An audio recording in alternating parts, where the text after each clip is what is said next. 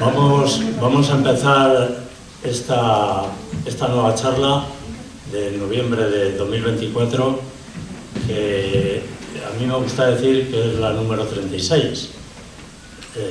La próxima será la 37 y la anterior fue la 35, evidentemente.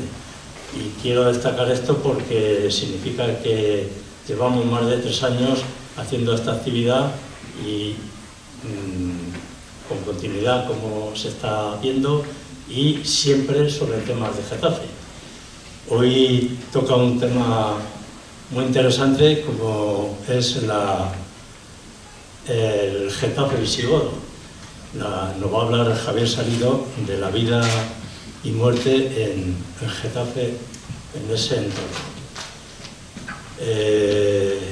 Deciros, como decimos siempre, que somos una asociación que trabajamos con un fin concreto, que es el de, con varios, pero bueno, uno primordial, que fue el origen de nuestro nacimiento, que es que Getafe tenga un museo físico, y que en ese camino pues estamos desarrollando todas estas actividades que van en pro del conocimiento y de la divulgación de la cultura y la historia de Getafe.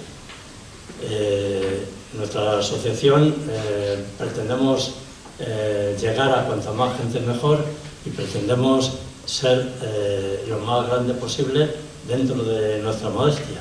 Y para ello os invitamos, a los que no lo seáis ya, bien a haceros socios si queréis, o bien a haceros seguidores de nuestra asociación. En este último caso os mandaremos únicamente información de los actos que estamos haciendo. En caso de querer ser socio, pues tendréis oportunidad de participar de pleno derecho en las actividades de la asociación, en las asambleas y demás. Entonces, si queréis hacerlo, ahí tenéis unas hojas de inscripción. Solamente os pedimos que nos deis vuestro correo electrónico y vuestro número de teléfono, nombre y apellido, por supuesto, y ya con eso estamos en contacto para enviaros información. Bueno, pues por supuesto, daros las gracias a todos por vuestra asistencia, y dar las gracias a Javier Salido, también socio de nuestra asociación. Esta es la segunda charla que nos da. La anterior fue anterior a la pandemia, faltaban del orden de 15 o 20 días para cerrar España por esta maldita enfermedad, y bueno, pues tuvimos ocasión de que nos hablase en aquel momento nada más y nada menos que de la Torrecilla de Getafe, la muy querida Torrecilla de Getafe, que sigue estando de actualidad por motivos que no voy a extender ahora en ello. Hoy nos va a hablar, como he dicho antes, de vida y muerte en Getafe y su entorno durante el periodo visigodo.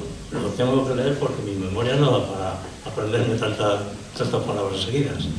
Javier es profesor de arqueología de la Unidad Autónoma de Madrid y, como digo, es socio, pero además es colaborador.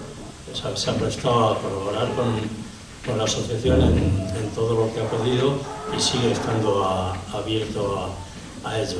A mí me interesa destacar esta faceta porque la asociación tiene, por fortuna, unas cuantas personas, unos socios, otros simplemente simpatizantes, otros colaboradores, que nos van alimentando y van haciendo posible que hagamos lo que estamos haciendo.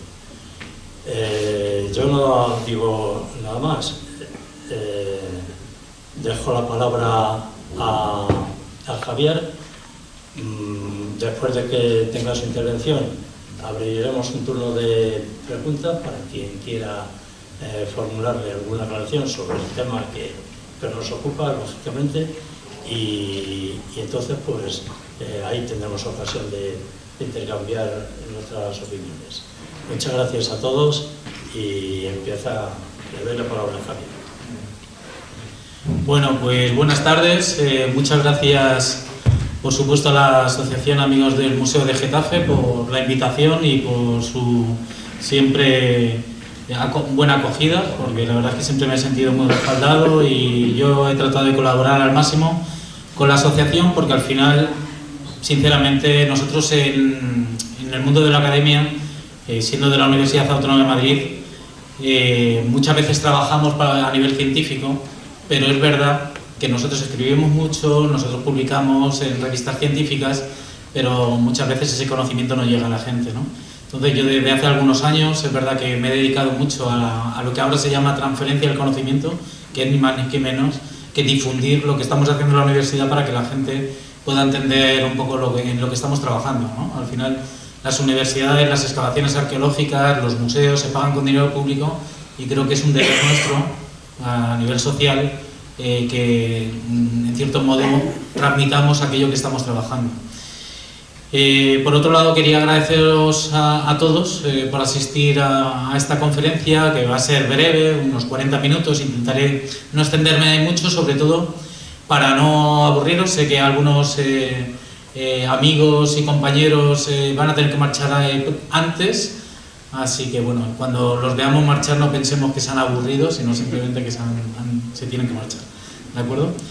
Bueno, lo primero que tengo que decir es que realmente yo soy un poco extraño en el sentido de que mi tesis doctoral y mi gran especialidad es el mundo romano, ¿de acuerdo? Pero la trayectoria profesional de cada uno pues te lleva a ir trabajando en otros temas, ¿no? Entonces, en estos momentos, por iniciativa de la Comunidad de Madrid, que me encargó la dirección de un yacimiento visigodo de la Sierra de Madrid, en la iglesia visigoda del Rebollar, en el Boalo. No sé si han oído hablar de ella, pero estamos trabajando bastante en ese asunto, a nivel social, a nivel de difusión. Pues me empecé a meter en estos temas del mundo visigodo y ya, pues si fuera poco, con todo lo que eso cuesta de esfuerzo, de ponerse al día y demás, ahora también desde el año 2021 soy director también de las excavaciones arqueológicas del Castillo Viejo de Manzanares el Real, que es un castillo que no se sabía cuándo se había construido. Está a 500 metros del Gran Castillo de los Mendoza, que es el Castillo de Manzanares el Real, que es bastante impresionante. Y sabemos que el Castillo de los Mendoza se construye cuando se abandona ese castillo viejo que ahora estamos empezando a conocer. Os digo que los primeros resultados están siendo muy relevantes. Hemos encontrado un palacio del siglo XIV con un esgrafiado segoviano, una fachada decorada impresionante, y sabemos que se amuralla en el siglo XV. Es decir, que aunque especialista en época romana, pues un poco el mundo profesional pues te lleva a ir trabajando en el mundo visigodo y el mundo bajo medieval. Como siempre estoy deseando colaborar con la asociación, pues efectivamente, pues 10 días antes de que nos cerrasen el país, estuvimos todos aquí encerrados, con lo cual a mí me da un poco de apuro pensar que habíamos estado todos sin mascarillas, ¿no? Y pocos días antes de aquella pandemia horrorosa. Y bueno, pues la verdad es que en ese sentido no sé yo si me trae muy buenos recuerdos esta sala, pero esperemos que no dentro de 15 días nos vuelvan a cerrar otra vez, que esperemos que no, porque parece que soy yo el gafe, ¿no? Luego también nos hemos visto en la visita guiada a la exposición Tempus Romae, que nosotros organizamos una exposición bastante ambiciosa en el Museo Arqueológico Regional y tuvimos la ocasión de colaborar también en la asociación. Y esta tercera charla, más dedicada al mundo visigodo, que como os digo, ahora mismo, si ustedes quieren, pueden asistir al Museo Arqueológico Regional, que está en Alcalá de Henares, y allí pueden visitar una pequeña exposición de nuestra iglesia visigoda del Rebollar, en el Boalo. Así que si quieren, pueden asistir al museo. Hay otra exposición de dinosaurios, que para los más pequeños es más interesante, quizás. Y no os adelanto nada, pero os digo que la próxima exposición que va a hacer el regional está muy relacionado con el mundo del cine que tenemos en la actualidad en cartelera. Os podéis imaginar el tema, así que bueno, pero como esto es un tema que no se puede decir, pues no lo diré. Pero bueno, que estéis atentos a la programación del Museo Arqueológico y Paleontológico Regional, porque siempre se están haciendo cosas importantes. ¿Por qué en Alcalá de Henares? Porque tenéis que saber que todos los materiales que nosotros documentamos en la Comunidad de Madrid, todos, al finalizar la excavación, nosotros entregamos una memoria de excavación y todos los materiales tienen que ir a Alcalá de Henares. Lo siento por aquellos museos municipales, porque cada museo municipal que se vaya a hacer siempre tiene que negociar con el museo regional, porque nuestra referencia es el museo de Alcalá de Henares, ¿de acuerdo? Entonces, bueno, pues aquí es verdad que tenemos un museo virtual y no sé en qué momento podrá llegarse a realizar ese museo físico. En relación a Getafe, también les debo decir, aunque no lo quiero decir muy públicamente, pero como ahora aprovecho y lo digo, también me encomendó la Comunidad de Madrid la elaboración de la declaración como bien de interés cultural de la Villa Romana de la Torrecilla, que está en Perales del Río. Es decir, que yo soy el artífice de que se haya incoado el expediente BIC, que es la máxima protección que puede tener un yacimiento. Esperemos que eso, junto a todo el proceso, todas las acciones que está llevando a cabo el Ayuntamiento de Getafe en estos momentos, nos permita el día de mañana, por fin, que es lo que realmente yo quiero, que es empezar a excavar otra vez la Villa Romana de Torrecilla como se hizo en los años 80 y 90, y a ver si todos tenemos una buena noticia, ¿no? Porque podríamos aplicar algunas de las cosas, sobre todo a nivel social, que estamos haciendo en otras zonas de la Comunidad de Madrid y que me gustaría aplicar a la Torrecilla. Ojalá el día de mañana volvamos a meter la piqueta a la Torrecilla, porque yo creo que va a haber datos muy, muy importantes. Dios te oiga. Yo que a veces sé cosas que no puedo andar diciendo, pero sé que la dirección es buena. Y sí, os lo dije en la visita, y yo creo que estamos trabajando todos en favor. Lo que pasa es que es verdad que hay 4 administraciones realmente a nivel europeo, con unos fondos del Parque Regional del Sureste, el Ayuntamiento de Getafe, la Comunidad de Madrid, que en este tema la verdad es que van todos a uno, es clarísimo, y por otro lado la universidad. Entonces, yo creo que son 4 patas que sostienen un proyecto que es completamente viable. Yo creo lo que siempre pasa es que es verdad que estamos muy impacientes, pero todo lleva su tiempo. Yo creo que están esperando a que deje el Manzanares, el Real y el Boalo para que nos metamos directamente en la Torrecilla. Vamos a ver si lo conseguimos. Bueno, en el día de hoy vamos a hablar de un tema del que no se sabe nada. Es decir, que yo voy a venir aquí a hablar 45 minutos sobre un periodo histórico muy, muy oscuro. Poco a poco le vamos dando un poco de luz, estamos intentando alumbrar esa época oscura, pero es que es ese periodo de transición en el que desaparece el Imperio Romano y nos vamos adentrando hacia el mundo medieval. Es un periodo de transición, el visigodo, o tardoantiguo, como nos gusta decir en la universidad. Lo que pasa es que lo de visigodo como que llama más la atención a la gente. Y es ese periodo que va desde los siglos V, VI, sobre todo VII, hasta el siglo VIII, que es un periodo, como les digo, muy de transición, que no ha interesado a la arqueología durante muchísimos años. Ahora sí, ahora la verdad es que hay mucha gente trabajando, y precisamente por el desinterés por esa arqueología tenemos muy pocos datos, esa es la verdad. Pero bueno, en el caso de Getafe algunos datos tenemos y voy a tratar de presentarlos, sobre todo no solo para explicar lo que hay en Getafe, sino para entender qué información nos puede dar a nivel regional y a nivel a nivel peninsular. Bueno, vamos a empezar por lo más antiguo, de Roma a la Hispania visigoda, ¿de acuerdo? Ya desde el siglo II a.C. tenemos a Roma en el centro peninsular. Aquí lo tenéis. Estos son los mapas que hicimos precisamente para aquella exposición. Fijaos que en la zona donde yo estoy excavando de la sierra quedaba fuera de lo que somos nosotros, nosotros somos carpetanos. Estos son los pueblos prerromanos anteriores a la llegada de Roma, ¿no? ¿De acuerdo? Dentro de los carpetanos, una de las ciudades que siempre se mencionan como importante es Toledo. Entonces, Toledo siempre es como una cabeza muy visible, muy de referencia del territorio, ya desde la época prerromana. Aquí veis un poco las entradas de las distintas tropas romanas. Este dibujo me gusta ponerlo porque se ve muy bien la evolución del ejército romano, parece como que siempre fue igual, y no, o sea, no, en las películas siempre vemos el soldado alto imperial, pero eso, el armamento cambió desde la época republicana más antigua, pasando por la época alto imperial, siglo I al III, y luego la época bajo imperial, con un tipo de armamento completamente distinto. Aquí tienen la división administrativa en época romana, primero la época republicana con dos provincias importantes, Citerior y la que está más allá, la ulterior, más allá de Roma, claro, que es lo que a ellos les interesaba, y en época augustea con tres provincias, Tarraconense, Lusitania y Baética, de tal manera que Madrid un poco estaba ahí en la frontera entre la Tarraconensis y la Lusitania. Estas son las vías principales que atraviesan la Comunidad de Madrid. En estos momentos nosotros estamos realizando un proyecto de estudio de la vía 24 del itinerario antonino. Es una vía que pasando por el valle, por el puerto de la Fuenfría, viene desde Segovia, llega hasta Carranque Viejo y en su camino hacia Titulcia hay un ramal importantísimo que pasa precisamente por la vía romana de la Torrecilla.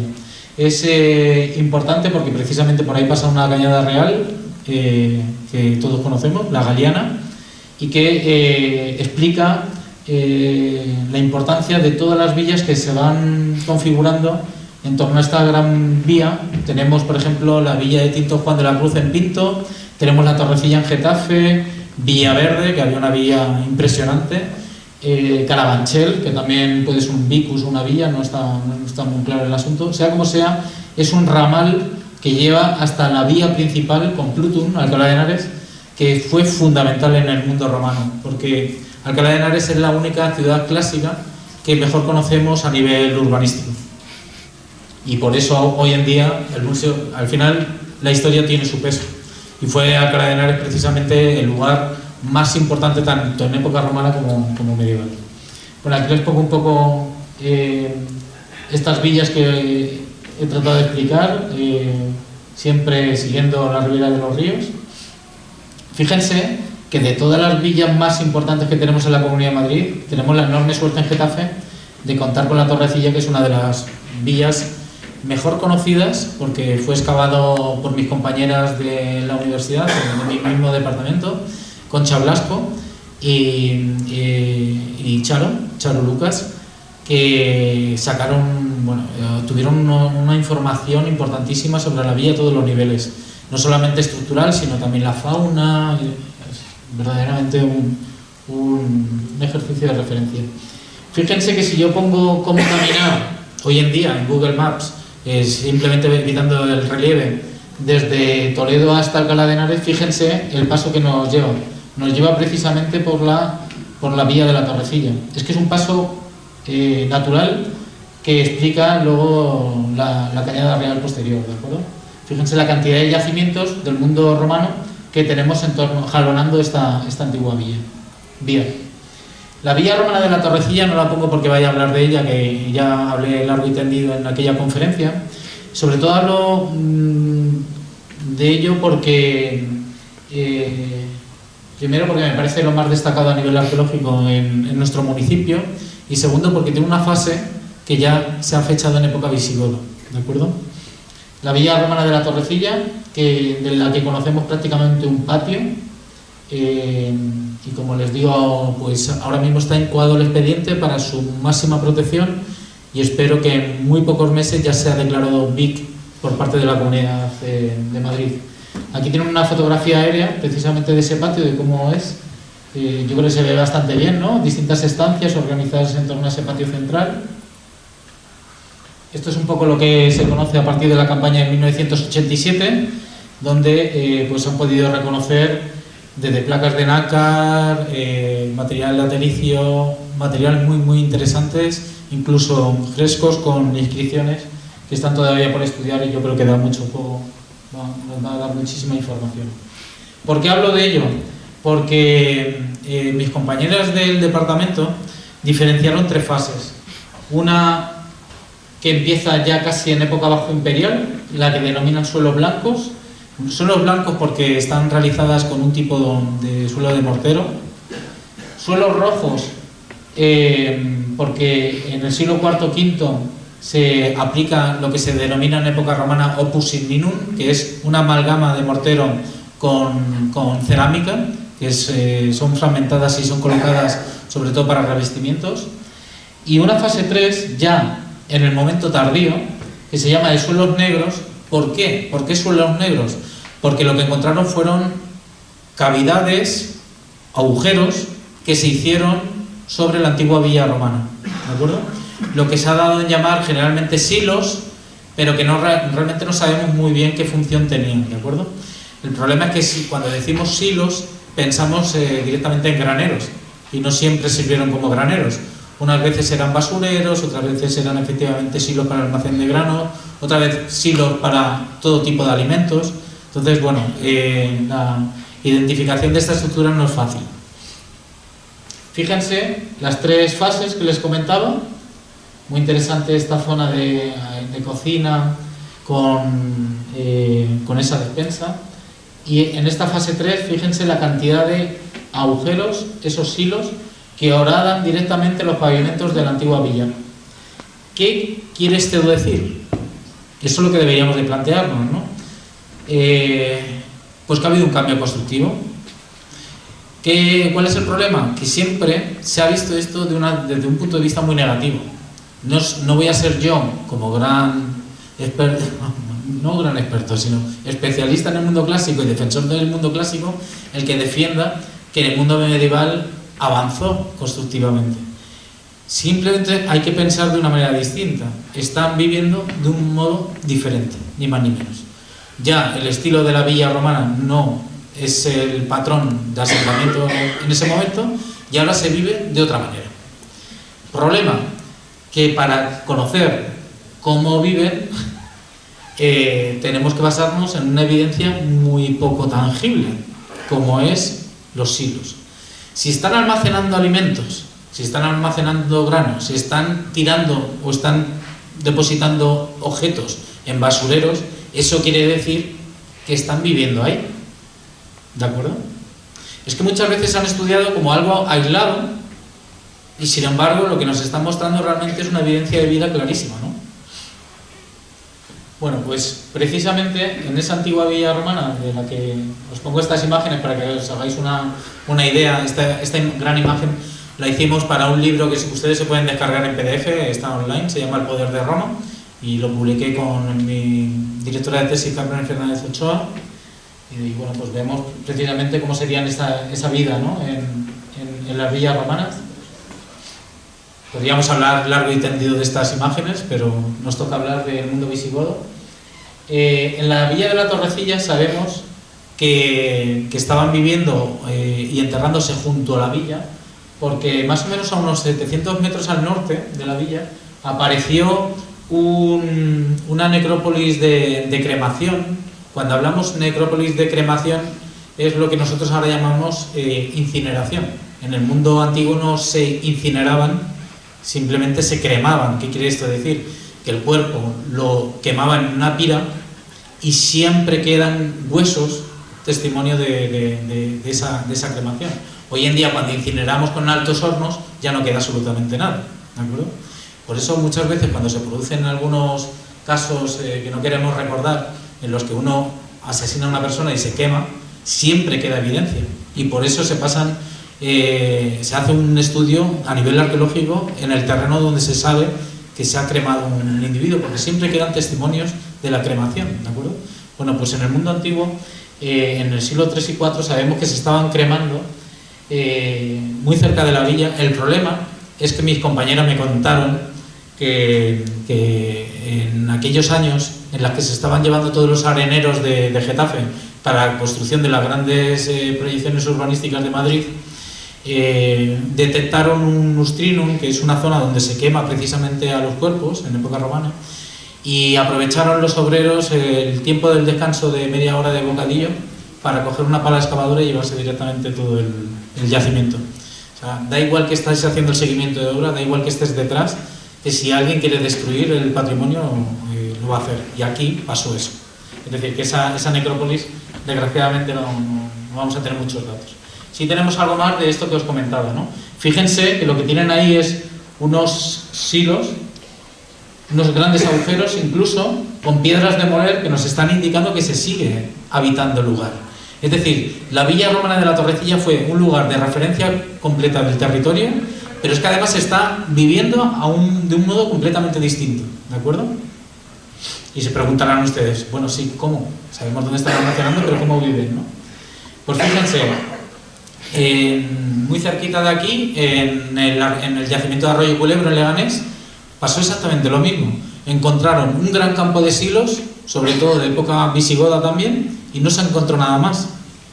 Entonces, ¿cómo vivía esta gente? ¿En qué tipo de edificio vivían? Pues así es como vivían en el siglo V, VI y VII.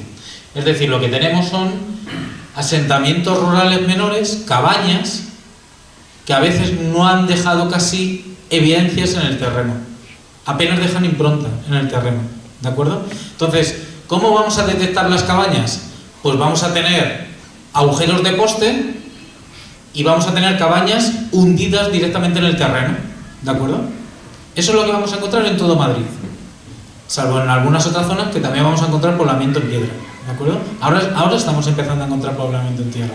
Por ejemplo, la Cabilda en Hoyo de Manzanares son viviendas en piedra. En el Boalo nosotros tenemos una iglesia visigoda, muy posiblemente un asentamiento aldeano al cerca. Eso era en piedra también. Pero ¿cómo era en el resto de la Comunidad de Madrid? Pues Alfonso Vigila Escalera, que ha trabajado mucho sobre el tema, ha podido documentar pues esto que os pongo en pantalla. Unidades habitacionales en cabañas que forman este tipo de aldea que se asemeja más a lo que nosotros tenemos en la mente de lo que es un poblamiento medieval que a lo que es un poblamiento romano. Estamos en esa fase de transición, ¿de acuerdo? Por lo tanto, si nos vamos a Rivas, muy cerquita de aquí, lo que encontramos es exactamente lo mismo. Estructuras aisladas, edificios, junto a silos de almacenaje de grano. Respecto a los silos, lo cierto es que pasa algo muy curioso. En época prerromana se utilizaban muchísimo los silos. ¿En qué consiste un silo? Claro, vamos a explicarlo, ¿no? Hacemos un agujero en la tierra, nosotros o endurecemos las paredes, incluso a veces ponemos piedra, lo recubrimos o lo echamos el grano directamente en ese agujero. Todo el cereal que entra en contacto con las paredes germina, creando una capa aislante, de tal manera que todo el grano que queda en el interior lo podemos guardar hasta 100 años. Hasta 100 años. Nos lo dice Plinio, nos lo dice Columela, que son autores romanos, y nos lo dicen las fuentes árabes que utilizan el mismo sistema de almacenaje. ¿De acuerdo?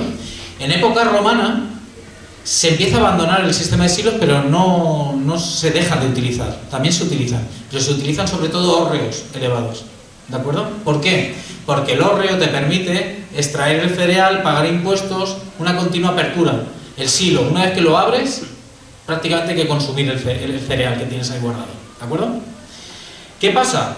Que una vez que se diluye la capa de barniz del Imperio Romano, empiezan a surgir otra vez los pueblos que había antes y empiezan a utilizar el mismo sistema de almacenaje, que son esos silos de almacenaje. Fíjense, el yacimiento de Villaverde, todos estos yacimientos los conocemos por estos grandes PAU, estos grandes polígonos y estos grandes desarrollos urbanísticos que tenemos en todas las ciudades, sobre todo el sur de la Comunidad de Madrid, donde los arqueólogos vamos detrás intentando conocer lo que se va a destruir, porque muchas veces esto se documenta y luego se destruye.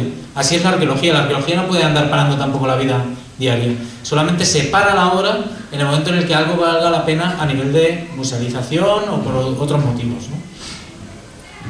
Fíjense la huelga en Barajas, como tenemos precisamente una de estas cabañas asociadas a uno de estos silos. Fíjense cómo son, ¿de acuerdo? Fíjense que bien se ve en esta. Entonces, viendo estos ejemplos que son muy parecidos, fíjense en San Martín de la Vega, esto queda arriba. En San Martín de la Vega apareció un yacimiento visigodo impresionante, también donde está el Parque de la Warner, donde aparecieron numerosas tumbas de época visigoda. Y este es el modelo de cabaña que sabemos que es muy generalizado en toda la zona de Europa Central y se extendió también aquí, a la península ibérica, ¿de acuerdo? Este es el modelo de cabañas, ¿lo ven? Un modelo de poblamiento pues, bastante diferente al mundo romano. En el mundo romano, que eso es otra digamos, un bulo histórico, ¿no? Ahora que gusta mucho hablar de los bulos, hemos pensado siempre que en el mundo rural romano solamente existían las grandes villas, que es donde vivían los aristócratas. ¿Pero dónde vivía la gente normal? En cabañas. Eso no lo debemos olvidar. ¿De acuerdo? Es que muchas veces hemos pensado, nos hemos centrado mucho solamente en las villas, que son esos espacios de representación del poder, lo que ahora denominaríamos un cortijo, ¿de acuerdo? Pero había gente muy común que vivía en otro tipo de poblamiento. Bueno, pues las cabañas se mantienen. Mira, el yacimiento del Pelícano, también aquí en la Comunidad de Madrid, responde más bien al tipo de poblamiento, pues con silos y también edificios ya del momento posterior. Fíjense cómo son las cabañas de este momento. ¿De acuerdo? ¿Qué quiere esto decir? Que en la villa romana de la Torrecilla nosotros hemos documentado los silos y no hemos documentado la zona donde la gente vivía. ¿Por qué? Porque eran en madera. ¿Por qué? Porque eran improntas de postes y no se ha documentado. Al excavar la villa hemos encontrado la zona donde almacenaron, pero seguramente que si excavamos alrededor de la villa vamos a poder localizar este tipo de poblamiento visigodo. ¿De acuerdo? Entonces, estamos encontrando evidencias de vida sin encontrar exactamente dónde vivieron. Espero haberme explicado bien. ¿Sí? Bueno, pues el siglo V fueron tiempos muy convulsos, ¿de acuerdo? Y voy a la segunda fase de la conferencia para hablar de otro yacimiento importante de Getafe. En el siglo V sabemos que empiezan a llegar una serie de poblaciones muy próximas al Mar Negro, lo que se llama la Gotia, los godos, ¿de acuerdo? Esto está muy bien estudiado. Fíjense dónde estaban los vándalos, muy próximo a la antigua Germania. Son poblaciones que empiezan a presionar las fronteras del imperio, ¿de acuerdo? Pero tenemos un concepto muy equivocado de lo que son los bárbaros. Primero, porque las fuentes latinas siempre presentaban al bárbaro como una persona pues que con pocos modales, ¿no? Que hacían cosas muy extrañas para la cultura romana. Para el romano lo lógico es la civilización, el vino. El bárbaro que bebe cerveza pues no hace las cosas como manda la civilización, ¿no? El bárbaro es aquel que no se le entiende, que dice bar, igual que el bereber posterior, que es la misma palabra, exactamente la misma. Esa persona que no entiendes, ¿no? El bárbaro es aquel que llegó a la península ibérica a partir del año 409, en octubre del 409. Sabemos que aprovecharon precisamente la helada del Rin, en el 31 de diciembre, para atravesar la frontera del Imperio Romano y llegar hasta la península ibérica. Pero el bárbaro no es el que viene aquí con la idea de destruir el Imperio Romano, sino que el bárbaro es llamado por los romanos y estableciendo un pacto. El problema que hay ahí en ese momento es que hay una inestabilidad política dentro del Imperio Romano y los distintos generales y los distintos emperadores, que ahí empieza a haber varios, lo que hacen es llamar a los bárbaros para que le apoyen a ellos y establecen un foedus, un pacto. ¿De acuerdo? No es que vengan aquí, no vengan a invadir como hemos pensado siempre, ¿de acuerdo? Sino que se pacta con ellos. El problema es que cuando tú pactas, ellos luego te piden a cambio establecerse y se van estableciendo en la península ibérica, ¿de acuerdo? Primero llegan vándalos, alanos y suevos, 409-411. Fíjense cómo son las líneas rojas, ¿de acuerdo? Los suevos se van a la zona de Galicia, los alanos se quedan más en nuestra zona, los vándalos primero se quedan en la zona de la Bética y luego ya van al norte de África.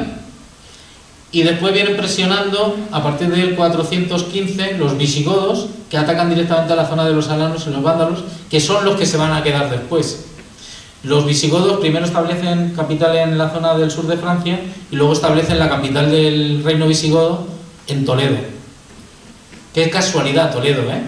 Fíjense que habíamos hablado que Toledo tenía una importancia muy notable en época prerromana, también la tuvo en época romana, Toledo, la Toledo romana, y fue fundamental, fue el centro de control de todo el territorio del reino visigodo, ¿de acuerdo? O sea, nosotros, nuestra posición, estos visigodos que acabamos de ver en Cabañas, estaban claramente organizados jerárquicamente desde Toledo, desde la zona de Toledo. Y toda nuestra región siempre ha dependido muchísimo de Toledo. Bueno, aquí os pongo algunos de los textos sobre todo de Idacio, que nos hablan de los presagios que se estaban produciendo en el siglo V. ¿Qué son los presagios? Son esos escritores cristianos que empiezan a ver cosas raras. Por ejemplo, empiezan a ver que pasan unos astros muy particulares y eso ellos lo ven como la llegada de los bárbaros, ¿no? Uno de ellos en Galicia, por ejemplo, en el Miño, en el río Miño, empieza a pescar una serie de peces y empiezan a aparecer con símbolos cristianos. Es decir, empiezan a tener una sensación de que el mundo está transformando, que ellos no se están enterando muy bien de lo que está pasando y ellos transmiten en los textos que se están produciendo una serie de prodigios que están advirtiendo de que algo no va bien, de que se están produciendo cambios importantes. De hecho, el propio Idacio nos lega este texto, dice: desparramándose furiosos los bárbaros por las Españas, el tiránico exactor roba y el soldado saquea las riquezas y las vituallas escondidas en las ciudades.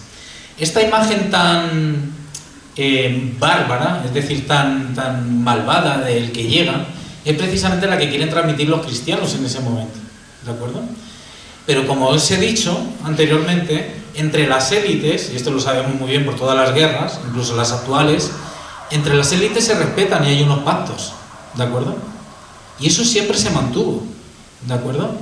Y esa imagen que hemos tenido, que se ha transmitido siempre en la historiografía, sobre todo en época franquista, en la que se veían, donde había que estudiarse, por cierto, la lista de los reyes godos, en las que hoy en día ya nadie cree, porque una cosa son los godos que llegan en el siglo V y otra cosa es la población que realmente existía aquí.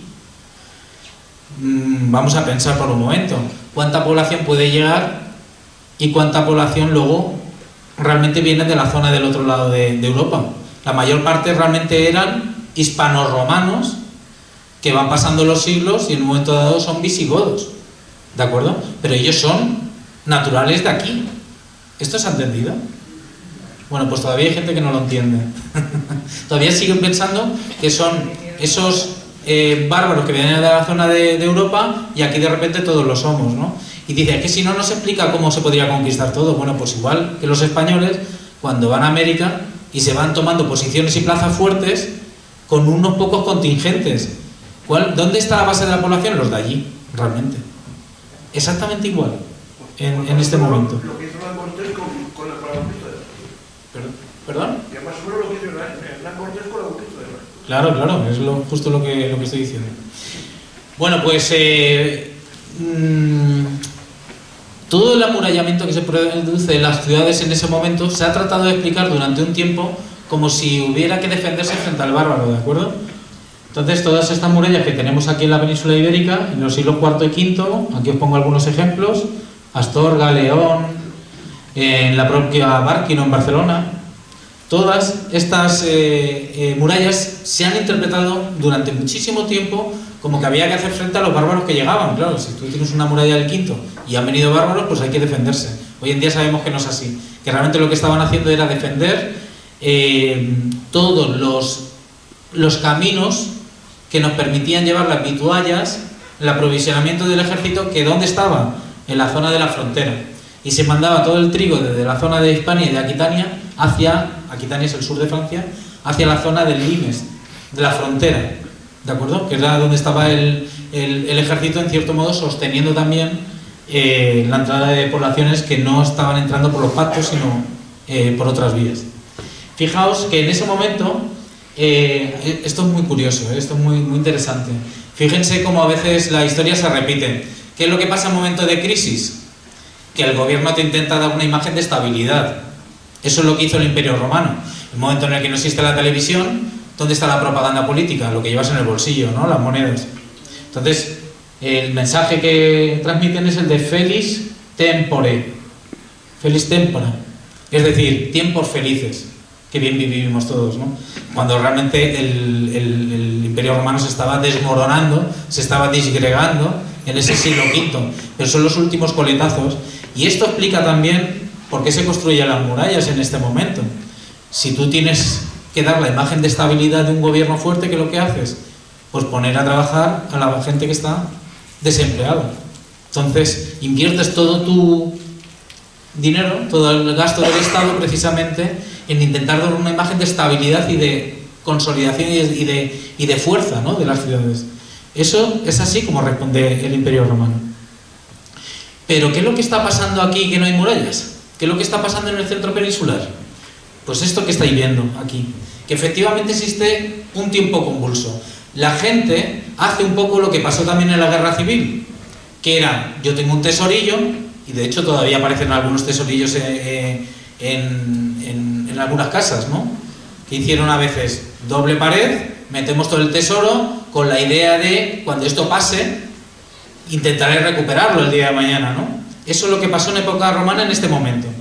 Hacemos un agujero, guardamos todo aquello que tiene valor con la idea de recuperarlo, con la mala suerte de que no lo recuperaron y con la buena suerte para nosotros que lo hemos recuperado los arqueólogos. Y eso es lo que pasa en este momento, ¿de acuerdo? Entonces, aquí lo que os estoy mostrando es una especie de establecimiento rural del siglo V, donde están empezando a guardar las cerámicas más importantes. ¿Eso lo hemos documentado en Getafe? Sí. Tenemos la enorme suerte y el privilegio en Getafe de que en el año 85, cuando se hizo una obra en la calle Sur, que todos me imagino que ubicáis, bueno, he querido poner aquí una imagen aérea de dónde está la calle Sur. Creo que está de Buenos Aires, por eso. Está muy cerquita de la calle Toledo, Sí. ¿de acuerdo? Es que da la calle Toledo. Eso es. Pues allí se hizo una excavación en 1985 que se publicó, hemos tenido la suerte de que se ha publicado, y lo que hemos encontrado es precisamente, aquí lo pongo con el número 1, hombre, ya que soy de Getafe, vamos a ponerlo en el número 1, ¿no? Aquí os pongo un mapa de todas las ocultaciones que se conocen del siglo V. Entonces, fijaos que prácticamente son muchas en el centro peninsular, las tenemos en Madrid, en Loranca, en Fuenlabrada, Camino de Santa Juana, el Rasillo en Barajas, pero también las tenemos en Soria, Valladolid, incluso en la zona de Álava, ¿vale? ¿Y qué es lo que se guardó allí? Pues como os decía, sobre todo los utensilios que consideraban más importantes y también aquellos que luego iban a poder fundir y realizar otra serie de utensilios, ¿no? Fíjense, estos son el material que tenemos bien documentado en esa calle Sur. Se localizaron, pues fíjense, en bronce, estos acetres, una especie de cuencos grandes, ¿de acuerdo? Estos que les pongo aquí son los que se han encontrado en el Camino de Santa Juana, que son muy parecidos a los de la calle Sur de Getafe. Aquí tienen en bronce también, por ejemplo, este utensilio que es un simpulum, que lo tienen aquí, y esos cuencos repetidos. En bronce también esta especie de calderos, que son sobre todo para consumo de vino y también para recipientes de otros líquidos. Tenemos en hierro pues todo tipo de utensilios, como los que tenéis aquí, que son muy frecuentes en el mundo romano y en el mundo tardorromano. Tenemos esta gran parrilla, que por cierto, la expusieron, yo por primera vez la he visto, en el Museo Arqueológico Nacional.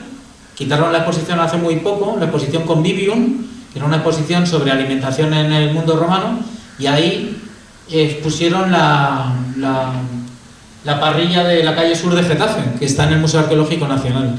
¿Por qué estos materiales están en el Museo Arqueológico Nacional?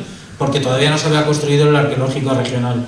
Nosotros como arqueólogos en ese momento se mandaban todos los materiales al nacional. Entonces el nacional, la verdad, es que tiene unos fondos bastante interesantes anteriores a la creación de las comunidades autónomas y la construcción de los museos regionales. También tenemos llaves, la típica llave romana de hierro. Es decir, ellos guardaron todos aquellos instrumentos que querían luego recuperar, ¿no? Interesante. También cencerros, también hachas, picos, hoces de hierro, como estas que tenemos aquí, cerámica propia del siglo V, también interesante. Entonces, esa ocultación se hizo de forma posiblemente muy cuidada.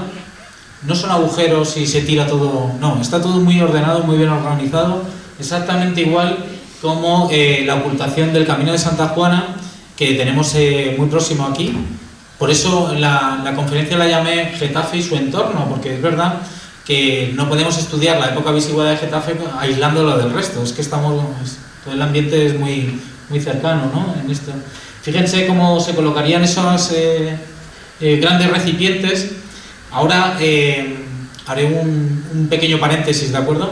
La cerámica romana, en época alto imperial, tendía a ser muy individual, con cuencos pequeños, ¿de acuerdo? Pero en época bajo imperial, siglos IV, V y en época ya visigoda, hay muchísima influencia del mundo africano, ¿de acuerdo? ¿Y cómo es la comida en el norte de África?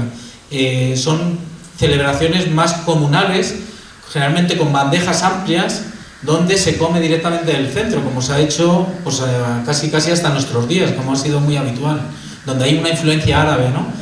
Bueno, pues en época romana, en el siglo IV y V, se pusieron de moda estas grandes bandejas que estáis viendo, y fijaos, estos grandes recipientes que son para comidas comunales, no son el cuenco individual que tenemos en el siglo I y II, ¿de acuerdo? Es decir, que la propia cerámica nos está hablando también de las costumbres alimenticias, que esto es muy interesante. Decía yo que iba a hablar 45 minutos al final.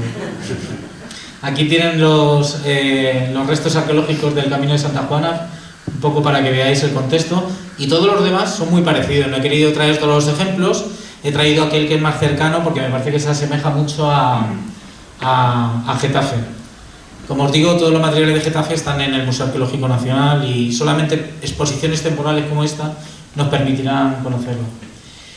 En este momento, por supuesto, cambia la mentalidad también. ¿Y dónde conocemos la mentalidad, los ritos religiosos?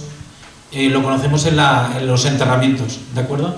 Entonces, muy cerquita de la Torrecilla, tenemos la necrópolis del Jardinillo, donde precisamente tenemos estos individuos que fueron documentados también en ese momento, años 80-90, en la zona de Perales del Río, con inscripciones, ladrillos con inscripciones. Sinceramente parece griego, esto habría que estudiarlo con detenimiento, pero sobre todo tienen materiales que son propios del mundo visigodo. Fijaos que aquí lo que tenemos son sarcófagos, es decir, son piezas excavadas en la roca directamente. Os voy a contar otra curiosidad, no creo que esté aquí el propietario del terreno. Una vez me hicieron ir a ver lo que decía el señor que podía ser una pila y lo que podía ser una columna. Pues lo que teníamos realmente era un sarcófago que tenemos en Perales del Río, en un territorio privado. Yo simplemente fui para ayudar a la Comunidad de Madrid porque pasamos unas prospecciones geofísicas, un georradar, para ver si la vía pasaba por allí, y dio negativo, la verdad. Bueno, en el necrópolis del Jardinillo pues tenemos, por ejemplo, esta pátera de bronce preciosa, con una decoración impresionante, que es de ese momento, de los siglos V, VI, ¿de acuerdo? O sea, muy interesante este hallazgo.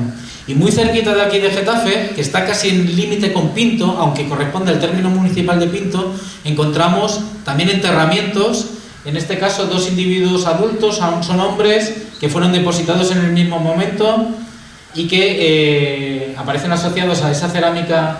Os he querido poner aquí el mapa para que veáis que estamos en esta zona limítrofe, casi en la zona de Nasica con Pinto, ¿de acuerdo? Esa zona limítrofe.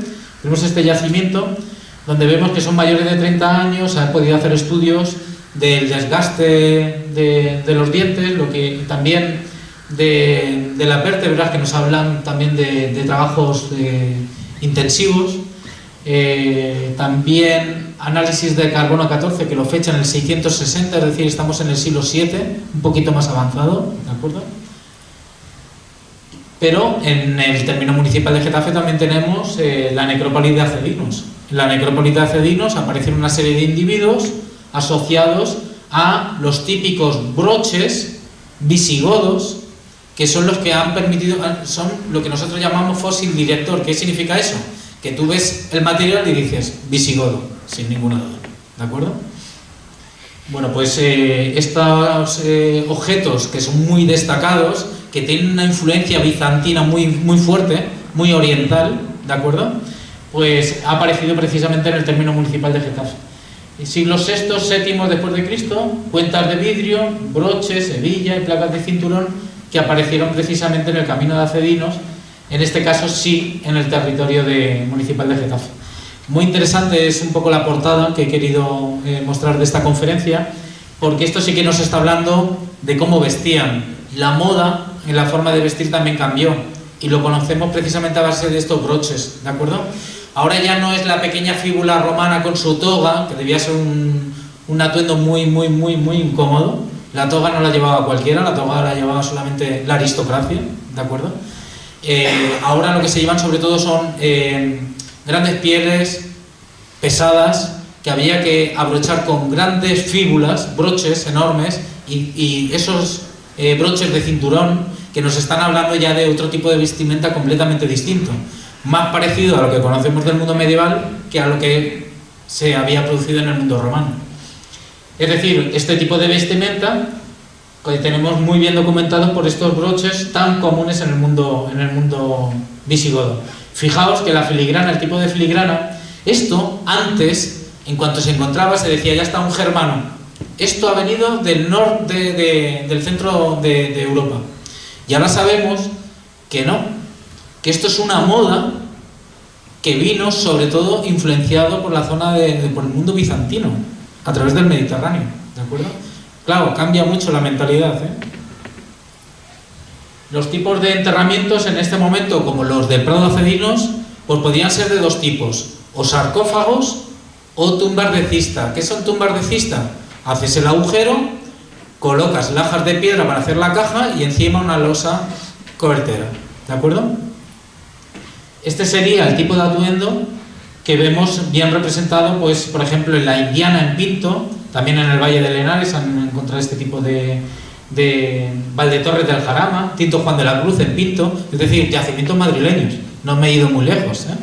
Y así serían también los de época, los de aquí de Getafe, ¿no? Si nos vamos a otros territorios, vemos estos grandes fíbulas aquiliformes en forma de águila, el Carpio de Tajo en Toledo, fíjense qué broche tan bonito, es decir, ha cambiado completamente la moda. Sobredorados tan particulares que es muy característico de la orfebrería visigoda, ¿de acuerdo? Es un mundo completamente distinto.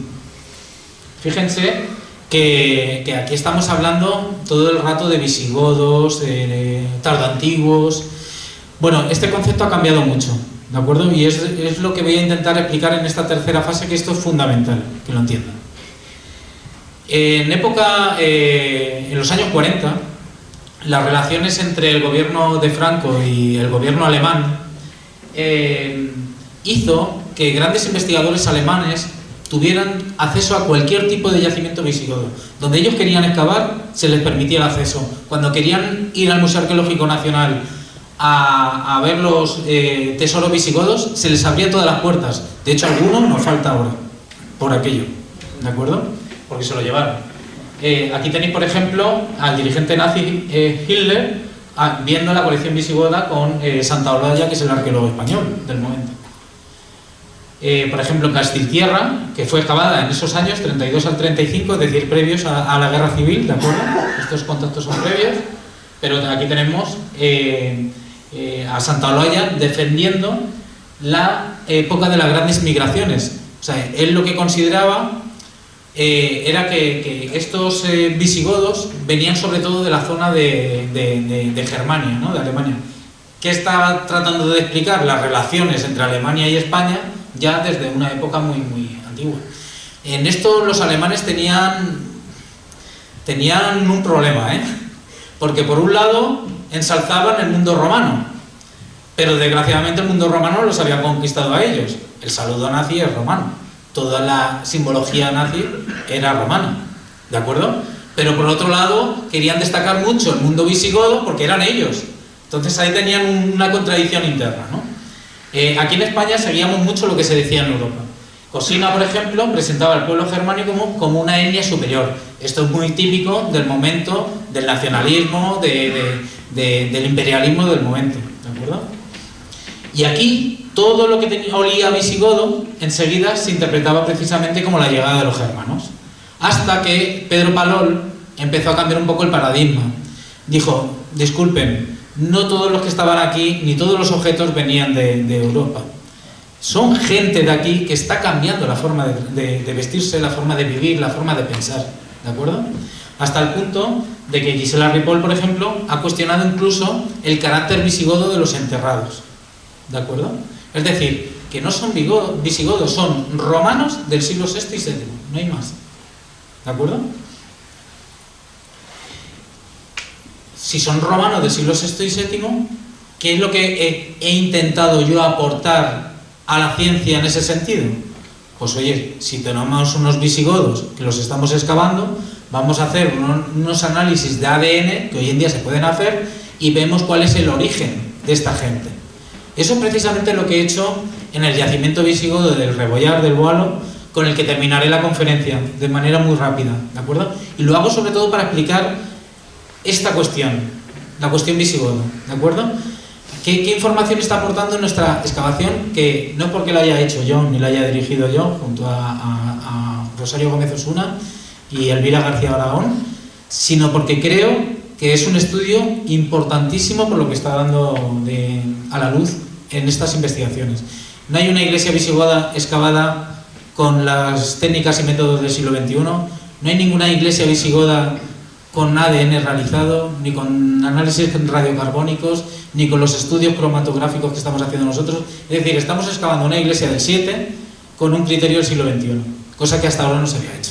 Porque todas las iglesias visigodas que conocemos se excavaron en los años 40, 50, 60, 70, 80 y 90. ¿De acuerdo? Bueno, por eso he querido terminar con una cuestión que es muy importante. Si hablamos del siglo VI y VII, es el momento en el que el cristianismo está en una gran eclosión.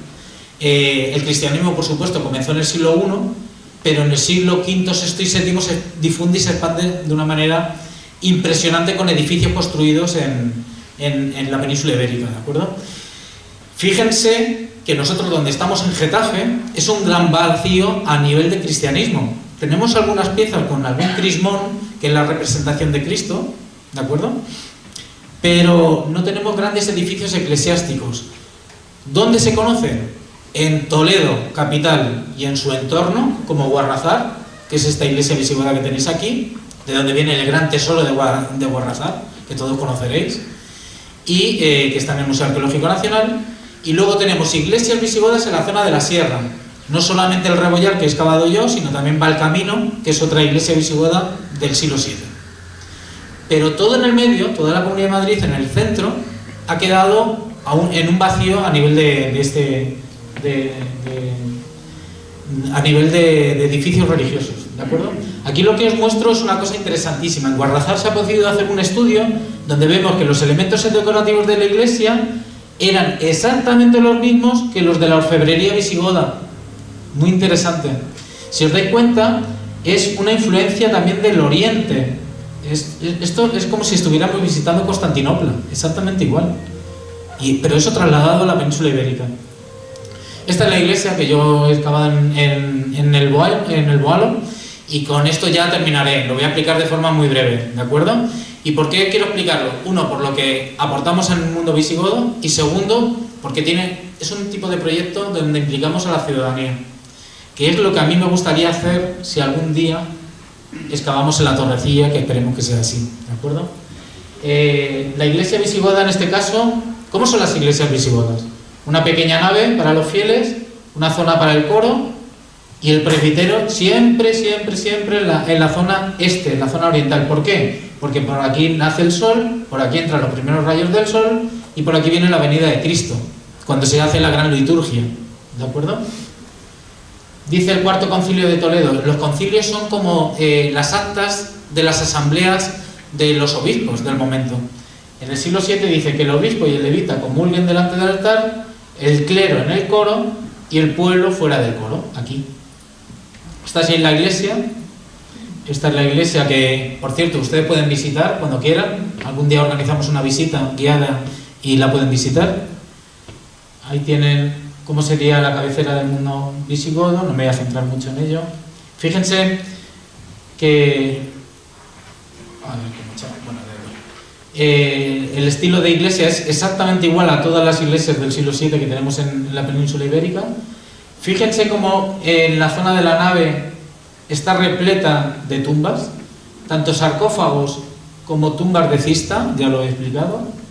Esta es una tumba de cista típica. Fíjense, quitamos la tapa que encontramos el individuo.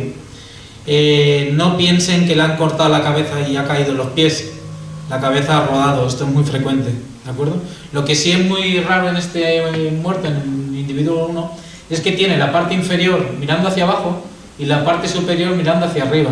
Y eso es ni más ni menos porque era un tipo muy grandote que lo colocaron en una caja muy pequeña, de tal manera que cuando se descompuso, cayó el cuerpo, o sea, el cuerpo quedó hacia adelante y las piernas quedaron hacia atrás. Bueno, aquí lo veis ya una vez limpio. Esto lo estamos todos estudiando en la Universidad Autónoma de Madrid, a todos los niveles. Aquí están trabajando los de fauna, los antropólogos, los geólogos, estamos los arqueólogos, por supuesto, a todos los niveles de restauración y conservación. Los carbonos 14, que nos dicen que esto es del siglo VII. Muy interesante esto, por cierto. Fíjense, el carbono 14 va más allá del 711. ¿Qué pasó en el 711 en la península ibérica? La llegada de los musulmanes, ¿no? Los musulmanes, incluso en la propia Córdoba, donde estaba la capital, permitieron el culto cristiano durante el siglo VIII. Lo que no permitían ya en el siglo VIII era construir más iglesias, ¿de acuerdo? Pero el culto se mantuvo, y esto yo creo que es importante decirlo. También es verdad que historiográficamente es que estamos muy acostumbrados a hablar de la llegada de los romanos, la llegada de los bárbaros y la invasión musulmana, porque como que tenemos que darle una connotación distinta, ¿no? No, fueron unos más que vinieron aquí, ¿no? Fíjense cómo son los sarcófagos, en este caso, con una botellita. Fíjense los individuos que bien se conservan, ¿eh? Es una cosa impresionante. En este caso un individuo adulto, con esta pequeña botellita que la está ahí haciendo girar, porque hemos podido analizar el contenido y hemos visto que se guardaba vino. El vino que se utilizaba en el ritual de enterramiento del individuo. Aquí tienen que no solamente teníamos un individuo, les he engañado con la otra fotografía. Realmente teníamos un juvenil que se había colocado aquí, luego se colocó a los pies y luego tenemos el otro extendido. Esto es muy frecuente, hasta hace no mucho, todos lo sabréis. A veces había que abrir una tumba, se recogía el otro cuerpo y luego ya extendíamos el segundo. Eso ha sido muy habitual. Aquí hemos hecho el ADN. No hay relación de parentesco entre ellos. Los dos, todos los enterrados en el interior de la iglesia son hombres. Curioso, ¿eh? El juvenil, el que está recogido a los pies, origen norteafricano.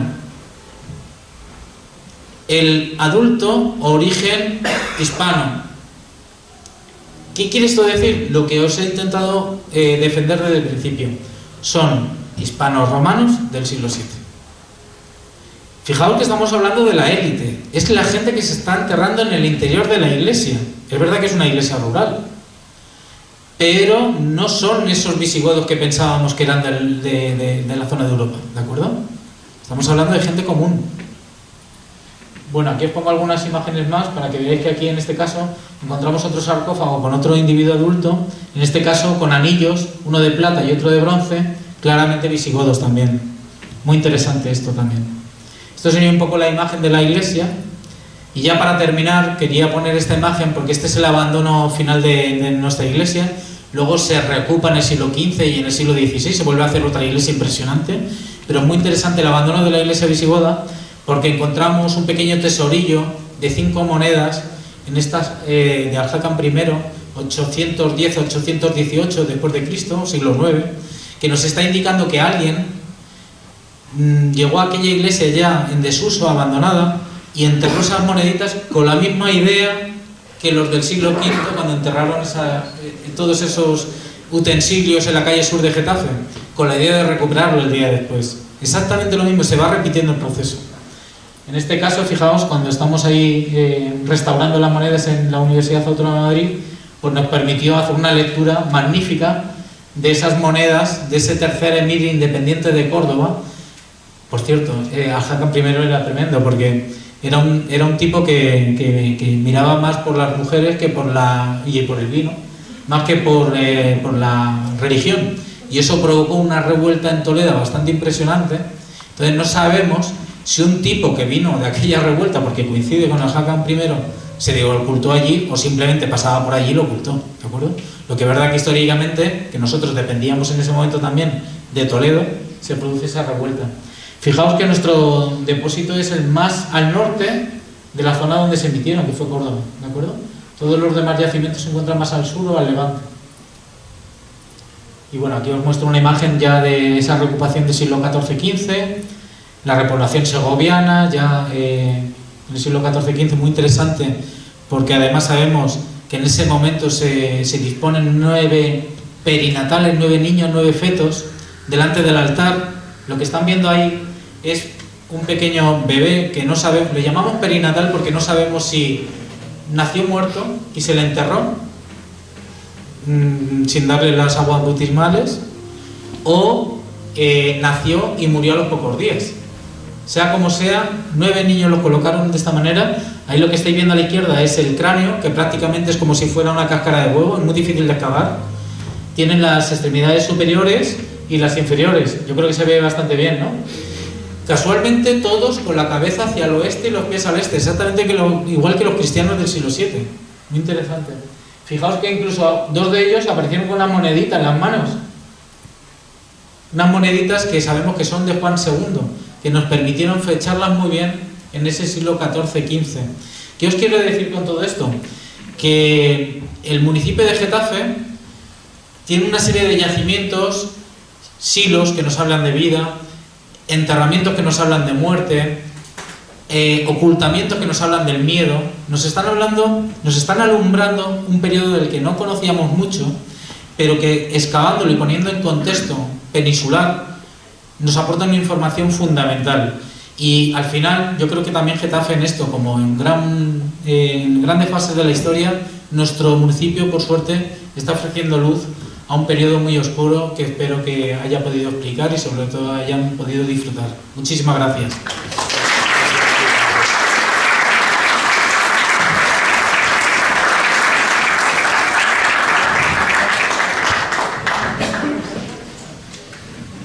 Perdona, yo te quiero comentar. ¿Hay diferencia entre ermita visigoda o iglesia visigoda? Muy buena pregunta. ¿Hay alguna diferencia? Por organizar las preguntas y el debate que pueda haber, levantar la mano quienes queréis preguntar, y como veo que se levantan unas cuantas, os voy a pedir brevedad en la pregunta para poder llegar a todos. Entonces, tiene la palabra. No, a ver, en el mundo visigodo hablamos de iglesia rural porque están asociadas a pequeños asentamientos aldeanos, que no es el concepto que nosotros tenemos de ermita, que es algo alejado, ¿no? Por eso nosotros no hablamos de ermita.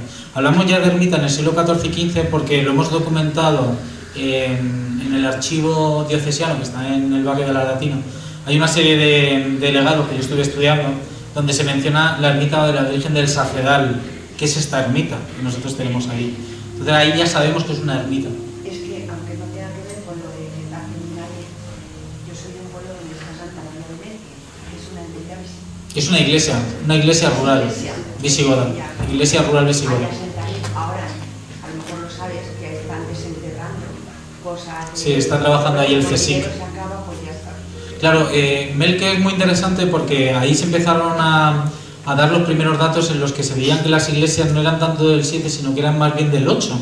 Claro, eso chocó mucho al principio historiográficamente porque en nuestra mentalidad pensamos que las poblaciones musulmanas llegaron en el 8 y ya se deja aquí de rezar, ¿no? En el culto cristiano. Y se mantuvo, claro que se mantuvo. Entonces, es muy interesante porque ahí empezaron a darse cuenta de que el octavo también tenía importancia a nivel de culto cristiano. Gracias. Muy breve. Primero, ¿por qué es tan poco conocido este periodo a nivel global de España? Y más en concreto, porque existen muy pocos museos. Y yo recuerdo el único que he visitado, por desgracia, que está en Mérida, como usted muy bien sabe. ¿A qué es debido esto? A ver, es debido fundamentalmente a 2 motivos. Uno, la desatención generalizada por parte de los arqueólogos. ha sido un periodo que no ha interesado mucho desde el punto de vista arqueológico. Nosotros en nuestra formación básicamente tenías que elegir entre ser prehistoriador, arqueólogo clásico o medieval. Parece como que esa fase de transición no existía. Entonces, claro, si tú no le prestas atención, no entiendes muy bien cómo es ese mundo y a lo mejor no lo reconoces tampoco a nivel arqueológico. Y segundo, por el tipo de material. No es lo mismo excavar una villa romana con sus muros de piedra a un tipo de poblamiento rural aldeano en madera que solamente se conoce cuando abres en extensión, y por eso Madrid aporta tantísimos datos a nivel visigodo, que en otras comunidades no se comprende tanto, porque aquí se ha construido tantísimo, sobre todo a partir de los años 90, que tenemos un conocimiento bastante destacado del mundo visigodo. Pero si se fijan, casi todos los ejemplos que he traído son de la Comunidad de Madrid, porque tenemos muchísimos datos sobre el mundo visigodo. Y en cuanto a museo, yo le digo, es que en España desgraciadamente hay un poco, que hablo de memoria, que conozco. Luego también es que historiográficamente, como se ha asociado también mucho a ese momento que les comentaba antes de esas poblaciones que llegaban de fuera, era como que era un tema que no ha interesado especialmente.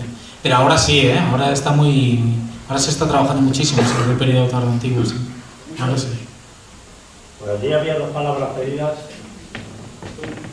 Sí, saber si existe alguna evidencia en Getafe de iglesias estilo la catedral. Perdón, si existe alguna evidencia en Getafe de iglesias como la catedral o alguna iglesia local que tuviera un precedente histórico, medieval, visigodo o algo así, por ejemplo la catedral. Muy buena pregunta. Bueno, los sitios de culto tienen continuidad. Tuvimos ocasión de escuchar a Pilar Oñate, precisamente en una conferencia aquí organizada por la asociación, donde nos habló de las fases previas a la construcción de la gran catedral de Getafe. Y si no me equivoco, tenían algunos testimonios muy ligeros a partir del siglo IX, si no me equivoco, pero son a nivel constructivo y no a nivel funerario, porque todos los enterramientos que han documentado son o calcolíticos, es decir, prehistoria muy antiguo, o ya de época bajo medieval. También os digo una cosa, es que seguramente muchas iglesias tienen una fase previa, pero no resulta muy fácil trabajar con la iglesia en este sentido. Es decir, levantar el suelo de una iglesia, salvo que tengan un interés particular, está resultando muy difícil. Son muy escasos los ejemplos. Por ejemplo, la Gran Catedral de Tarragona se ha podido excavar y ver un templo de culto imperial romano que nos está hablando de cómo el culto se mantiene desde época romana. Y eso fue porque había interés por parte de la propia iglesia, pero suele ser difícil eso, suele ser difícil. Por allí hay una palabra. Sí, lo que es en cuanto a la villa romana de Getafe, lo poco que se sabe es ese patio, ¿no? ese lugar, y supongo, o por lo que tengo entendido, ¿no? que las villas y todos esos terrenos tenían como la parte agrícola donde vivirían los trabajadores, y en esa que hay descubierto viviría la familia, o quién cree que podría vivir allí, o para que... Sí, pues precisamente, a ver, es que la villa de la Torrecilla es una villa monumental, ¿de acuerdo? O sea, tenemos la enorme suerte en este municipio de contar con una gran villa, que no es fácil. Las villas romanas estaban divididas en 3 zonas. Una era la pars urbana, o zona residencial, donde vivía lo que era la familia aristocrática, donde tenía claramente una doble función. Por un lado, ocio, es decir, disfrutar de la vida, del campo, y por otro lado, el negocio, que es la negación del ocio, el negocio, que era la explotación del campo. Y la explotación del campo se hacía a través de unas estructuras que estaban en otra parte distinta, que es la pars fructuaria, ¿de acuerdo? Y luego tenemos también la zona de los trabajadores, lo que siempre se ha denominado esclavos, que son los trabajadores y el personal de la villa, que es la parte rústica. O sea, tenemos 3 partes. Que fueran diseminadas o estuvieran todas aglutinadas, eso es lo que nosotros tenemos que saber a partir de excavaciones arqueológicas. Y por eso nosotros desde aquí queremos que el Ayuntamiento de Getafe y que la Comunidad de Madrid nos proponga para la excavación de esta villa. Ahora, ¿cuál es el mayor problema que podemos tener? pues que a lo mejor se haya trabajado tanto a nivel agrícola que parte de las propias estructuras hayan sido destruidas. Esperemos que no. ¿Y cuánto de tamaño se cree que puede llegar a ser la villa? Es muy destacado la villa, es bastante destacada la villa. Fíjense que el patio es monumental y esas son las pequeñas estancias que tenemos en torno al patio central. Antes de darle la palabra a José María, que tiene pedida, y al hilo de lo que se le acaba de preguntar a Javier sobre la Torrecilla, y también al hilo de lo que nos ha estado contando de nuestra villa, a mí me gusta llamarlo así, nuestra villa de Getafe, quiero contaros que hoy se está reuniendo, igual ha terminado ya, igual todavía está reunido, el Consejo de Sostenibilidad, y uno de los puntos a tratar en este Consejo de Sostenibilidad de la ciudad de Getafe, estoy hablando del Ayuntamiento de Getafe, es la presentación del plan de naturalización que se está haciendo en el río Manzanares.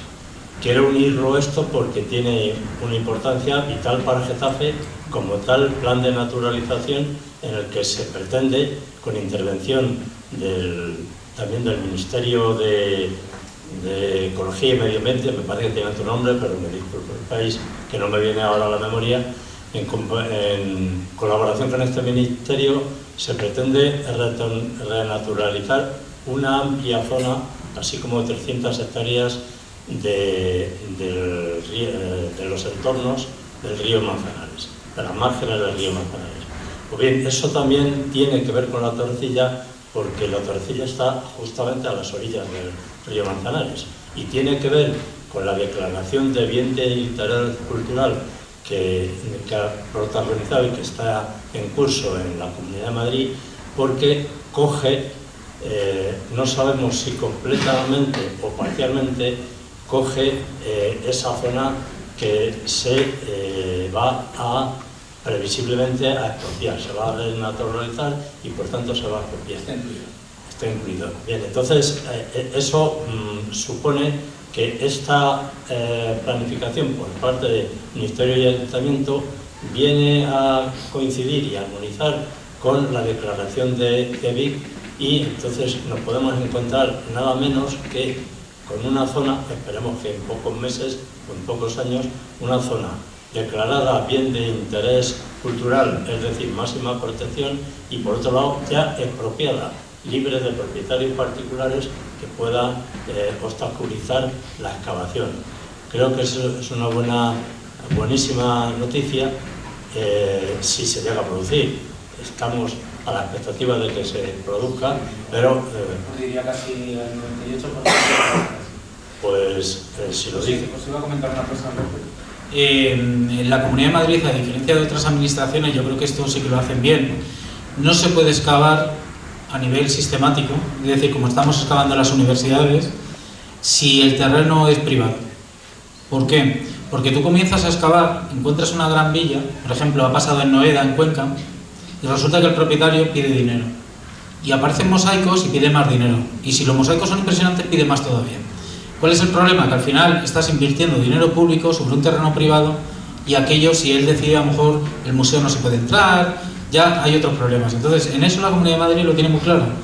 La Dirección General de Patrimonio Cultural no excava no ha practicado excavaciones sistemáticas si el terreno no es público.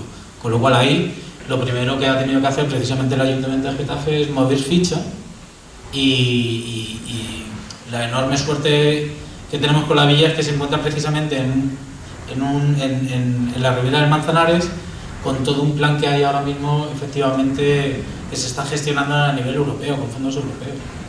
Entonces, bueno, yo creo que vamos a tener la enorme suerte, yo que soy muy optimista, yo creo que vamos a tener la enorme suerte de poner en valor aquello, sobre todo porque yo no sé si al final lo dirigiré yo, que espero que sí, pero yo tengo muy claro yo creo que lo manifiesto en estas conferencias.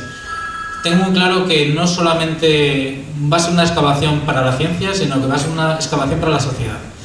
Y lo que hay que generar allí es un museo, lo que hay que generar allí es un espacio para que los colegios públicos puedan ir, porque ahora mismo se están haciendo proyectos educativos en los institutos y colegios de Getafe basados sobre una información genérica de la villa romana sin poder acudir allí. Lo importante es que los más pequeños puedan visitarlo, los más mayores también puedan disfrutarlo y al final revierta a la sociedad. Me parece fundamental. Entonces yo tengo esa idea como muy clara y yo creo que de verdad todas las administraciones creo que vamos hacia eso.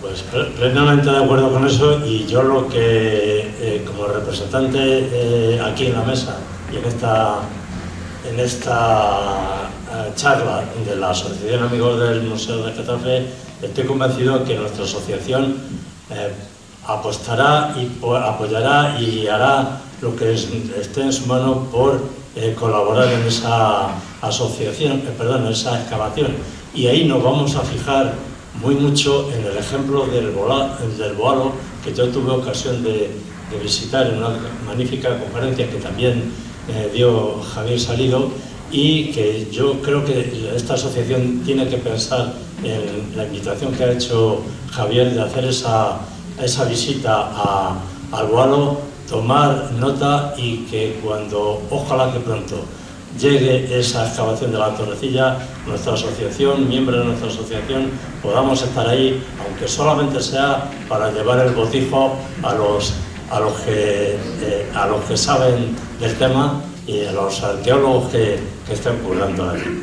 José María, ahora tiene la palabra. ¿Ibas a decir algo? No, está también, bueno, pedidos. Vale, para las pedidas también. Vale, José María, y ahora vamos. Solo quería apuntar una cosa: el yacimiento de la calle Sur entre los siglos XVI, XVII y XVIII se conocía como Campo de las Calaveras en la zona aquella, y parece ser que ahí hubo en tiempos un cementerio musulmán en Getafe. Lo digo por aportar un poquito de... Sí, al final son... De las calaveras ya se entiende. Sí, eso apunta bien. Y luego el tema del miliario. No sé si tú has intervenido en el tema del miliario. Hace un año y pico, hace 2 años, se encontró una piedra con forma de miliario a 2 kilómetros de la villa.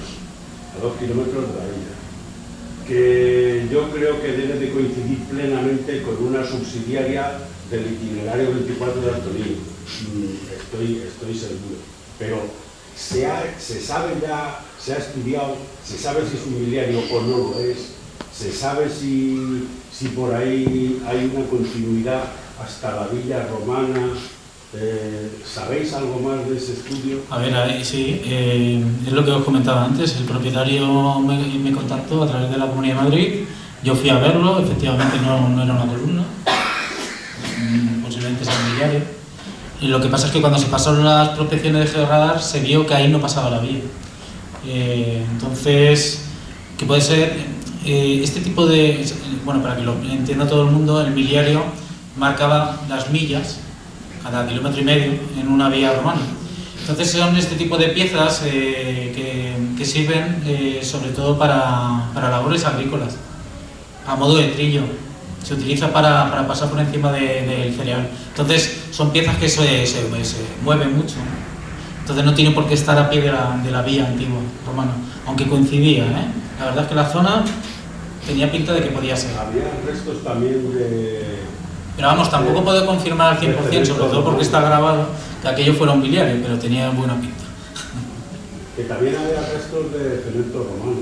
Por allí había Había una tumba de alguna construcción de algún tipo. A ver, allí tenemos una vía romana, seguramente la gente de Perales del Río pues se habrá dado algún paseo. Yo en esto sí quiero ser muy claro. Toda pieza que es quitada directamente del yacimiento es como si nosotros estuviéramos leyendo una novela y de repente me quitas un capítulo, no entiendo nada. Esa pieza que va a ir a una casa particular, que se piensa que se ha llevado el tesoro, que no vale nada, a nosotros a nivel arqueológico nos hace muchísimo daño. Es muy interesante, muy importante que la gente entienda que el expolio arqueológico, que llevarse una pieza, nos hace... Si alguien se hubiera llevado las monedas del Boalo no entenderíamos nada del final de la iglesia. Es muy importante que las piezas estén en su contexto. Y no solamente eso, a nivel legal uno tiene que avisar antes de 3 días cuando encuentra algo. pasa es que esto, como siempre, uno hace una obra en su casa y si no le pillan, uno se lo queda, y si no le pillan, bueno, pues a veces sí los pillan. Pero sobre todo, más que la cuestión legal, a mí me parece la cuestión patrimonial, aquellos de todos. Y yo insisto mucho, si yo excavo un yacimiento, yo quiero que lo disfrute todo el mundo. Pues esto es exactamente igual. Si hay una pieza, que la disfrute todo el mundo en un museo, que la disfrute todo el mundo a nivel de conocimiento. Pero de verdad, que quitarlo de su contexto arqueológico a nosotros nos hace muchísimo daño, a nivel científico. Eso es importante decirlo. Creo que tengo una palabra pedida, Esther, que nos conocemos desde hace más de 20 años porque excavamos juntos en el curso de arqueología de Ampurias. Bueno, era varias cosas muy interesantes. Bueno, me ha encantado tu conferencia. Bueno, gracias. Por supuesto, me apunto a estar en la torrecilla, apuntando la primera. Y era que me ha resultado muy curioso el dato que han dado sobre entrenamientos infantiles en el Rebollar. Si sabes si hubo culto en el siglo XIV y XV, en esa misma ermita si se retoma el culto cristiano. Sí, sí. O sea, lo que pasa en el... Te lo digo porque yo conozco varios casos, y de hecho yo también he estado en una ermita del siglo XV, donde se reutiliza la ermita, sobre todo el altar mayor, para enterrar solo niños. Porque hay Eso me interesa mucho. Hay varios ejemplos, varios casos que ya te los pasaré, porque hay una costumbre de enterrar niños en los altares porque se consideran almas puras, y entonces tienen el privilegio de enterrarse dentro de lugares sagrados. Y hay varios casos, pero tiene que estar sacralizado todavía la ermita, o sea, tiene que ser una ermita del culto cristiano. Sí, eso es. Mira, es que no me he querido meter mucho en el tema. Sí. Perdonad un segundo, voy a ir a pedir que guarden un poquito de silencio los que están zapateando ahí, que no nos dejan entender. Es la alegría por la comunidad.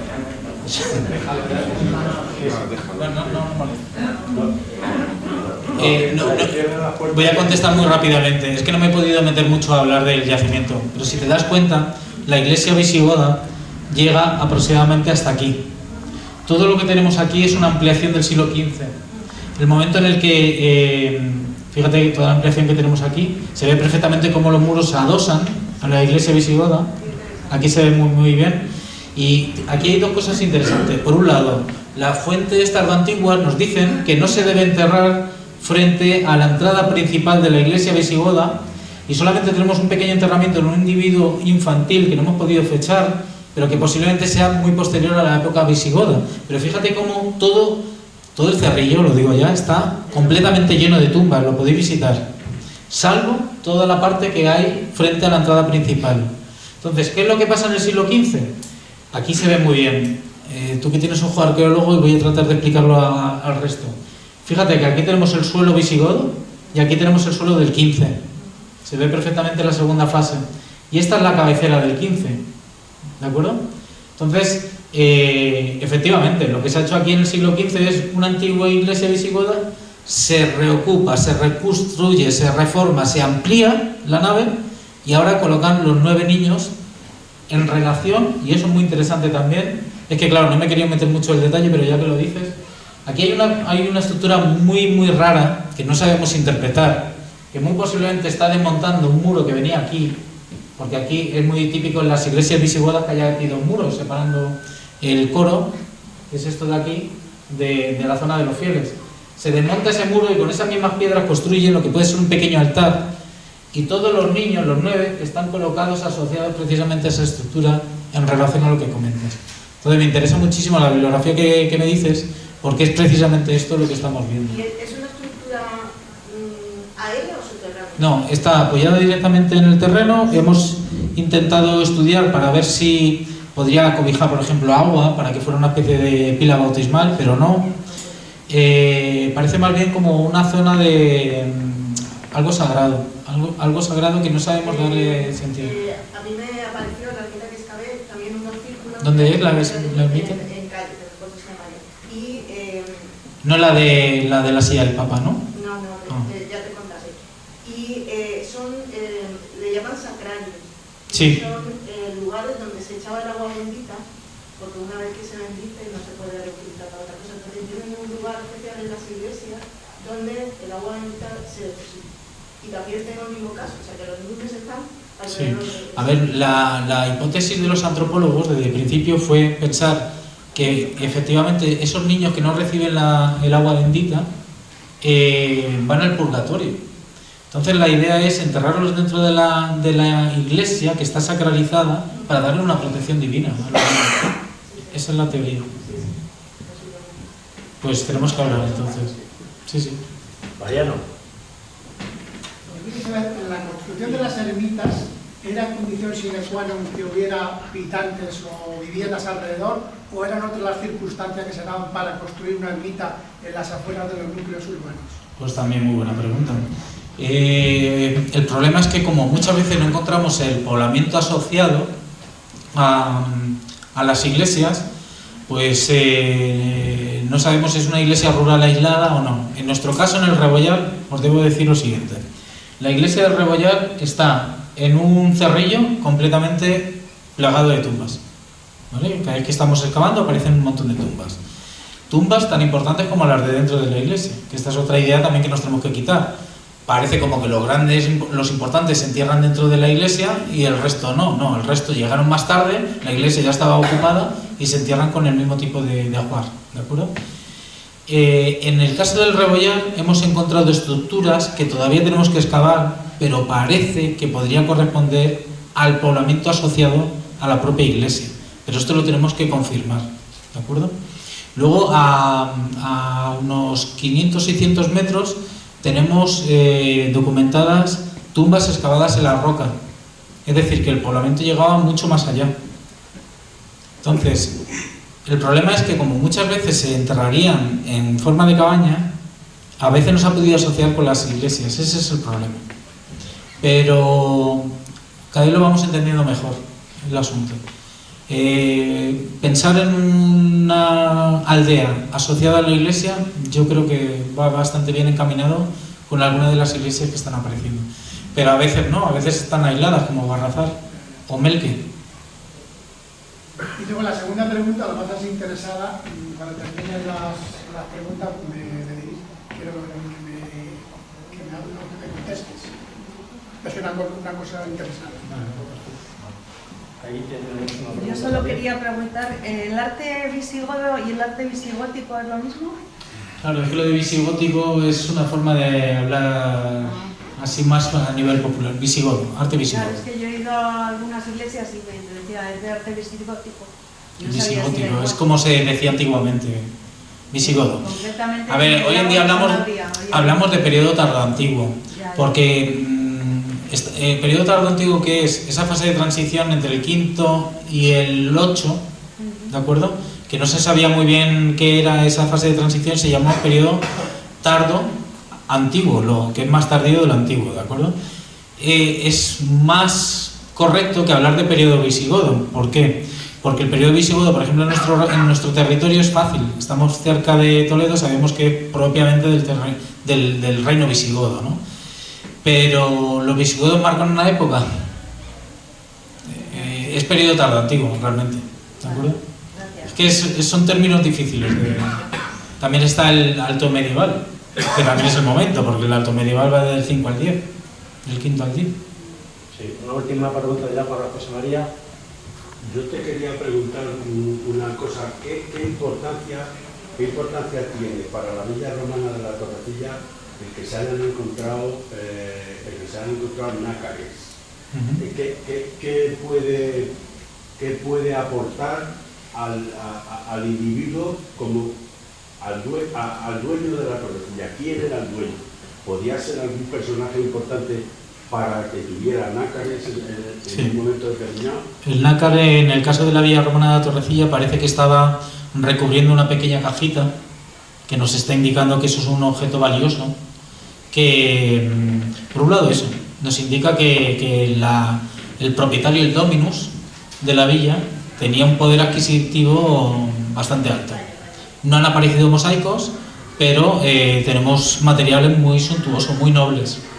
Y segundo, la información que nos aporta a nivel arqueológico es que el nácar solamente está documentado en algunas villas de la meseta norte y en la villa de la Torrecilla. Es como un punto aislado y seguramente el nácar tiene unas vías de comunicación y de circulación que solamente podemos conocer a partir de la excavación de distintos puntos. Y gracias a la excavación de la Torrecilla sabemos que aquí tenemos un punto también en la zona central, ¿no?, de la peninsular. O sea, que puede ser que fuera algún personaje importante. Sin duda, sí. El NACA nos está marcando que era alguien que podía pagarlo. A ver, es que en la villa de la Torrecilla es algo impresionante. Tenemos documentado hasta el foie gras. ¿Sí? Se estaban alimentando a los gansos de tal manera que se estaban hipertrofiando el hígado para el consumo de foie gras. Y eso se puede documentar en la Torrecilla.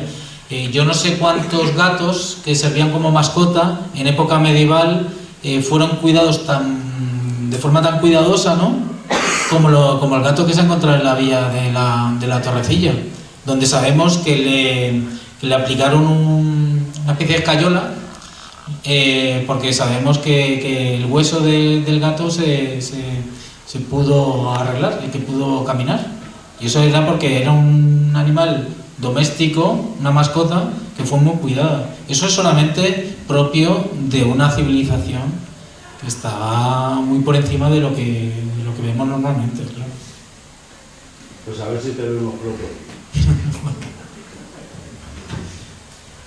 Sobre todo por el bien de Getafe. Y bueno, pues siendo un vecino más de Getafe, habiendo tenido mi infancia en el barrio de las Margaritas, viviendo hoy en día en el barrio de los Molinos, me parece que estaría muy bien que un vecino más pudiera excavar un yacimiento municipal, que yo creo que a mí pues me generaría muchísimo, para mí sería todo un honor, la verdad, excavar en mi propio municipio, la verdad. Porque, perdón, ¿cómo va el tema de la gestión de excavaciones urbanas aquí en Getafe? ¿Cómo funciona? No, a ver, porque no poco movimiento aquí en la ciudad, ¿no? Hay seguimientos arqueológicos cuando deben y a nivel sistemático no hay nada ahora mismo. El problema es que yo, por ejemplo, estuve excavando cuando se hizo el EDAR Culebro 2, que en una gran depuradora. Yo recuerdo estar excavando a través de la universidad, un poco a nivel de seguimiento de obras, y es que verdaderamente impresionante el cortado del Manzanares. Es que tenemos es una riqueza arqueológica la que tenemos en Getafe desde el Paleolítico. Nosotros encontramos un bivar bastante interesante, encontramos materiales de la edad del cobre, simplemente en un espacio que no era muy grande, la verdad. ¿Pero en urbanas, en la ciudad?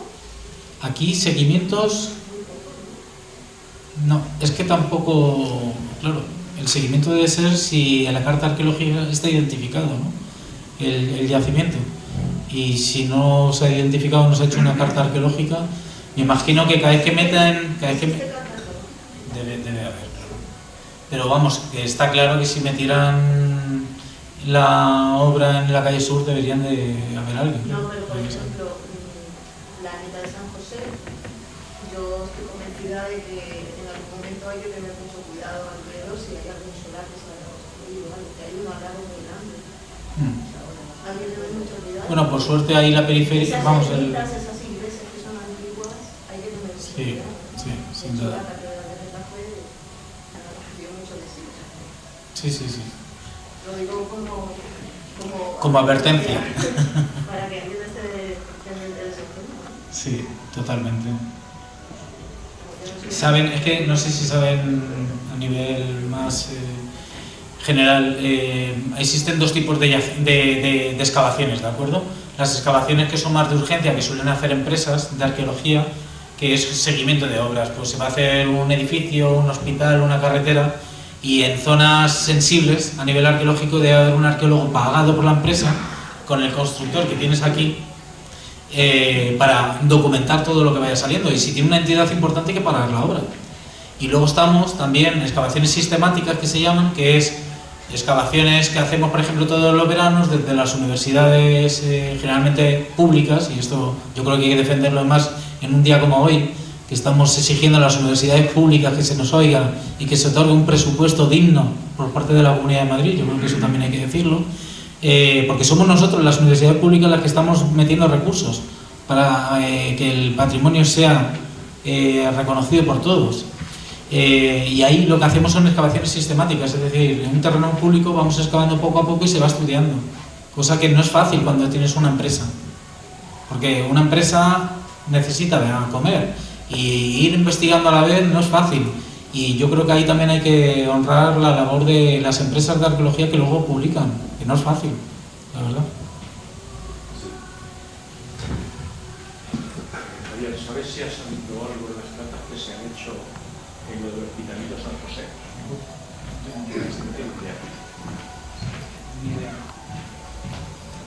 Bueno, vamos a ir terminando. Os voy a pedir las catas. Yo quería apuntar una cosa. Cuando se han hecho las obras en el espacio en que estuvo antiguamente la granja de los monjes de Zaurán, que estuvo desde 1393 hasta 1840 y tanto, ahí se han hecho prospecciones, que las ha hecho, creo que las ha hecho Arques, José Polo creo que las ha hecho. Y creo que ahí se ha encontrado alguna moneda o algo, pero no se ha encontrado nada más que merezca la pena, porque es una superficie de las más antiguas de Getafe y pillaba todas las calles, pillaba la calle por Franca. Eso habrá que preguntar a Arques sobre las memorias de excavación. No tienes noticias. No. Bueno, se nos agota el tiempo. Os pido unos minutos para rematar el acto y hay que rematarlo dándoles nuevamente y con más fuerza las gracias a Javier por aportarnos todo su conocimiento, por hacernos y darnos a conocer los avances que en el mundo de la arqueología, en los descubrimientos arqueológicos, se ve que algunos son muy recientes, nos ha puesto al día aquí y por dejarnos con tan buen saber de boca sobre la riqueza arqueológica que tenemos en Getafe. Además se ve que cubriendo periodos de tiempo muy amplios. Le gustará saber a Javier, y creo que también os gustará saber al resto de asistentes, que ha habido personas interesadas en asistir que no han podido venir y que se han interesado. Han sido como 4 o 6 personas que se han interesado en la grabación, en saber si grabábamos o no la conferencia para poderlo seguir. Entonces, efectivamente, como habéis visto, la conferencia está siendo grabada y esperamos poderla subir a YouTube. Y al hilo de esto, deciros, para quien no lo sepáis, que la mayoría de las conferencias, no todas, la mayoría de las charlas que hemos dado están grabadas, están subidas a YouTube, y hay unos enlaces en el Museo Virtual de Getafe que podéis localizar. No me extiendo como para no tomar más tiempo, pero que sepáis que podéis ver esta, aquí en 8 o 10 días se podrá ver, y todas las anteriores también. Y vamos a financiar el acto entregándoles un pequeño obsequio a Javier, un objeto del que sabe él más que nosotros, lo que es el brazalete de la Torrecilla. Es una pieza destacadísima del Museo de los Orígenes y que fue descubierta en Getafe. Una pieza de oro, la que le vamos a entregar, os aseguro que no es de oro, y que es una imitación, que es lo que hemos sabido hacer y que hemos convertido en emblema de esta asociación, y que, insisto, aunque sea repetitivo, es una pieza destacadísima del Museo de San Isidro, también llamado Museo de los Orígenes de Madrid. Se la hacemos entregar. Me ha dicho antes que le hacía mucha ilusión tenerla. A nosotros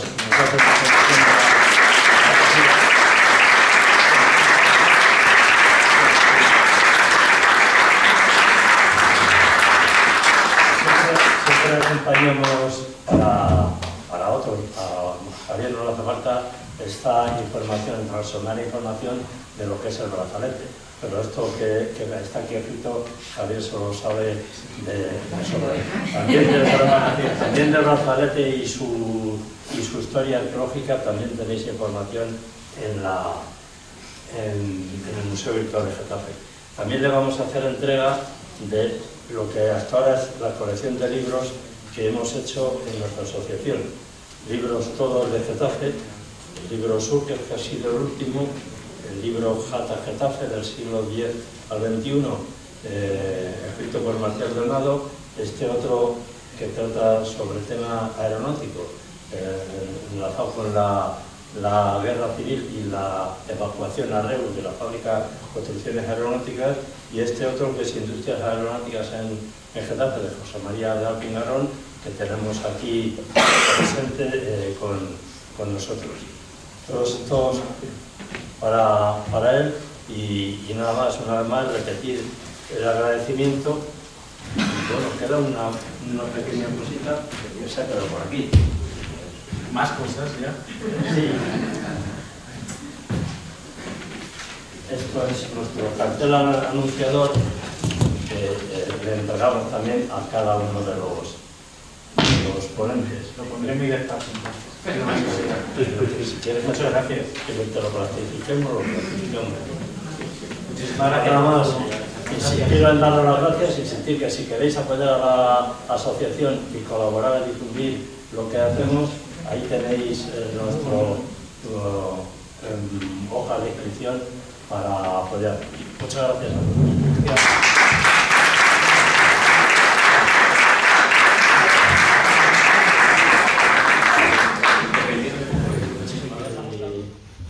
Y que fue descubierta en Getafe. Una pieza de oro, la que le vamos a entregar, os aseguro que no es de oro, vaya, y que es una imitación, que es lo que hemos sabido hacer y que hemos convertido en el emblema de esta asociación, y que, insisto, aunque sea repetitivo, es una pieza destacadísima del Museo de San Isidro, también llamado Museo de los Orígenes de Madrid. Se la hacemos entregar, me ha dicho antes que hacía mucha ilusión tenerla. A nosotros nos hace mucha ilusión.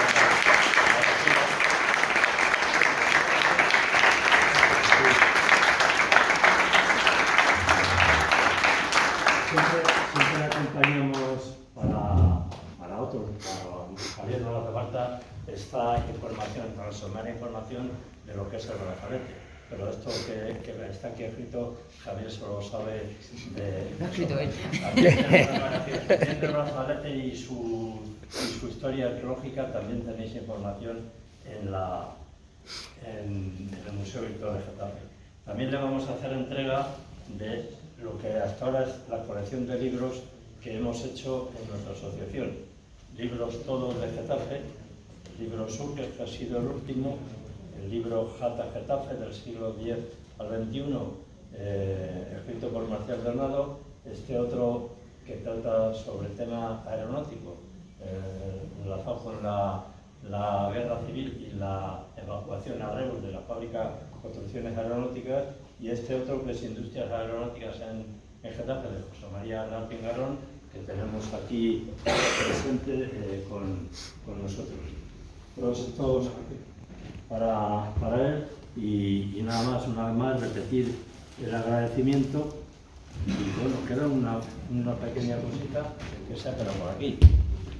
Más cosas ya. Sí. Esto es nuestro cartel anunciador que le entregamos también a cada uno de los ponentes. Lo pondré en mi despacho. Muchas gracias. Que te lo plastifiquemos, lo plastificamos.